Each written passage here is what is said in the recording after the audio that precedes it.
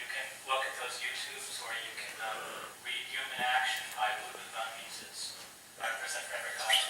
Yeah, I'm familiar with the classic debate between Hayek and Keynes.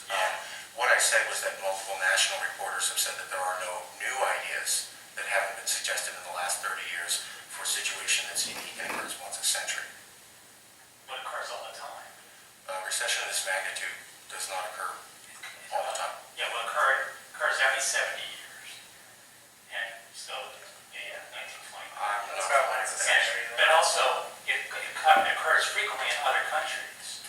Okay, so you had similar crashes in Argentina, you get them periodically, and similar crashes in Hungary. They just happen at different times. This is only the second time you've had a global situation, and the reason it's global is because you have worldwide central banks cooperating with each other, and we have the Federal Reserve making our currency the currency of the whole world. Otherwise, it would be uncoordinated in many different countries at different times. Right. But it certainly happens frequently. Right. And it isn't like the ideas are, just because the ideas aren't new doesn't mean they're not useful. I understand that. Okay. So what is the suggestion that Okay. you're offering on how that we would get the federal government to institute Hayek policies? Yeah, the federal government would just go away. Okay, let me take that. What I would propose is that us saving California and just ourselves in the manner that I lay out in the book, Who would be us? everybody who currently lives in California, is vastly more possible than complete liquidation of the federal government. So yes, that's a solution. I'm saying here's a more plausible solution that could actually happen in the next 5 years.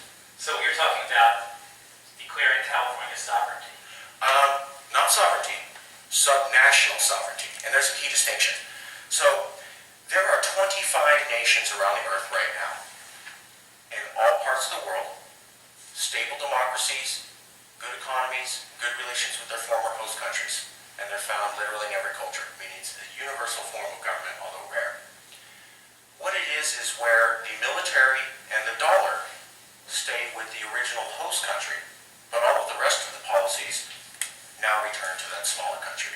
Scotland, in the last 5 years, and I mean these last 5 years, has made this transition and moved from essentially a colony of England, where all of the decisions were made in London, to where, again, the British pound and the military are still linked, but all decisions are now made in Holyrood. And here's a key distinction for that.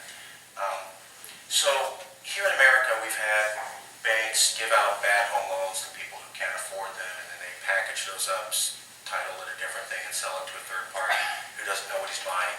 Nobody's gone to jail for that, and that's the proven cause of this recession. In Scotland, you go to federal prison if you do that. No, they don't control their money. Yes, they don't allow any of the tomfoolery that got us into this mess. Plus, they own their education system and their immigration system. Everything that basically affects your life, except for the British pound and the military. Why do you make an exception for the money? Because this is a stable form of government that has 25 nations that do it, and I can basically say that there's nothing prohibiting this form of government from being applicable to California because it's found universally around the world. You're talking about the euro. I'm talking about the concept of government of subnational sovereignty. But why not have sovereignty money? Because that is a less well-established term globally and a more riskier argument to make than subnational sovereignty, which Hong Kong, Scotland, and 20 other well-to-do nations which are recognized. Hong Kong has their own money. They don't use yuan, but as a matter of fact, their money is issued by their individual banks. It's one of the reasons that Hong Kong, which is a little rock, is incredibly wealthy, is because they have a banking system where the money that's emitted by each bank is identifiable, so that if the bank if the individual bank is reckless, the rest of the banks can refuse to stop taking its Hong Kong dollars. Absolutely. Hong Kong has a currency board, yes. China controls pretty much everything Hong Kong does. But they leave it alone. That's on the surface, but not according to the actual Hong Kong people. Okay. And if that's the case, then Hong Kong will cease to work as well as it does. That's another debate. It's worked because the British governor there left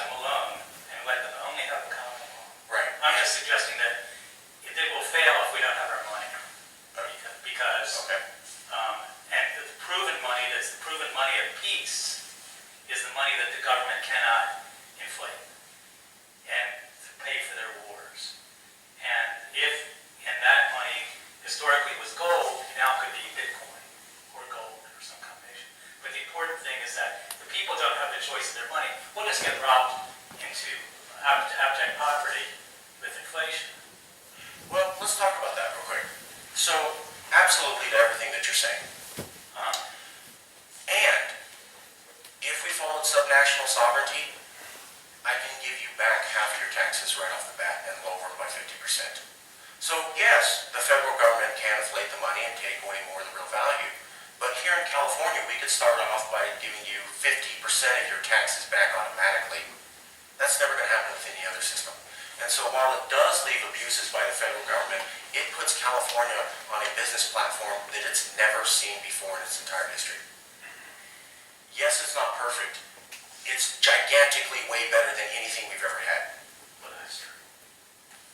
So are you calling for any spending cuts, or just basically be just a transfer of, instead of tax money going to the feds, more to the state of California?